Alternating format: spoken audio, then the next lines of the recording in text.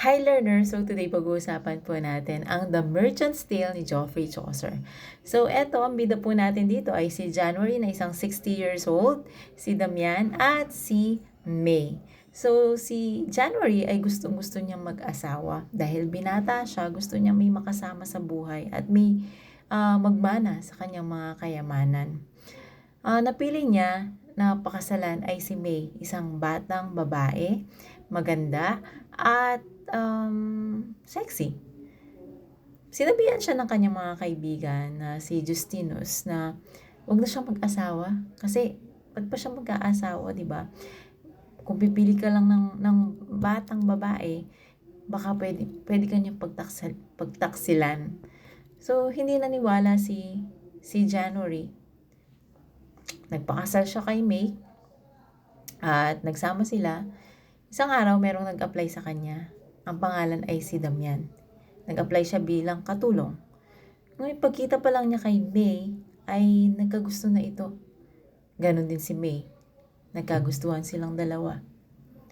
So, pinagtataksilan na nila si January ng mga panahon na yon. Hanggang sa mabulag si January, hindi na niya nakikita ang ginagawa ng kanyang asawa. Naging seloso to, naging possessive. Kahit saan pumunta si May, nandun si January. Isang araw, meron kasi silang hardin. Doon sa hardin na yon, meron isang peras.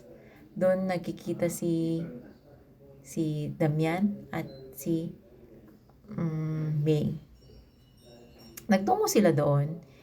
Niyaya ni May ang kanyang asawa na punta naman tayo sa hardin kasi gusto kong kumuha ng peras, sabi niya ganon. So, sige, pumunta sila doon. Tapos, ginawa niyang parang hagdan si January para makaakyat siya sa puno ng peras. Na nandoon naman si Damian. So, doon ay nagtalik sila hanggang hindi makatiis ang Diyos na si Pluto. Binigyan niya ng mata.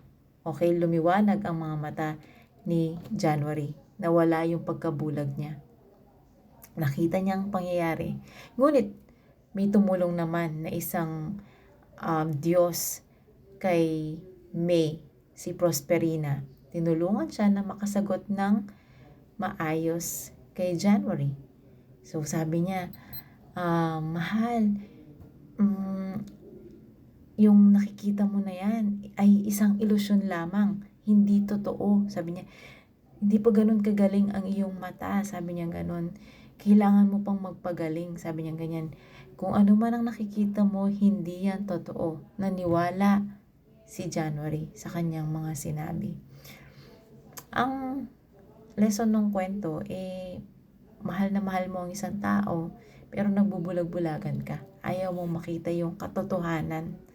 Dahil nga, mas umiiral yung pagmamahal mo sa isang tao na hindi ka naman sigurado kung mahal ka talaga or ginagamit ka lamang. Lalo na pag sa panahon ngayon, di ba, pwede ka nang barilin sa luneta kapag nagmahal ka, binigay mo lahat, minahal mo ng tapat, pero meron pa ring nakakakita ng mas higit, mas bata, mas kasing edaran niya, hindi mo maiiwasan yun. Kasi may mga tao talaga na manloloko at may mga tao naman na naloloko. Like, yung kaibigan niya, sinabihan na siya na wag nang mag-asawa, wag hahanap ng bata dahil mapapahamak lang siya. Minsan kailangan din nating makinig sa mga taong nagmamahal sa atin, lalo na sa ating mga magulang. Alam na nila, naranasan na nila, kaya dapat pinapakinggan natin sila. Minsan naisip mo na lang, nasabi ng magulang ko to sa akin, hindi ako naniwala, hindi ako nakinig. Kung nakinig ako sa kanya, hindi ako mapapahamak ng ganito. May mga lalaki naman na binubugbog ka na, sinasaktan ka na, pero nag-i-stay ka pa rin dun sa relasyon na yon. Bakit? Kasi sobrang mahal mo siya, hindi mo kaya na iwanan siya. Pero at the end of the day, maiisip mo, dapat mahalin mo muna ang sarili mo. Paano mo siya mamahalin kung yung sarili mo hindi mo kayang irespeto? So, dapat mahalin po natin ang ating mga sarili at ang pagmamahal po kasi may mutual yan. Tapos nagrerespetuhan kayo. Hindi yung sasaktan mo yung isang tao, hindi yung pagmamahal. And yun lamang po, sana may natutunan po kayo sa kwentong ito. That's all. God bless.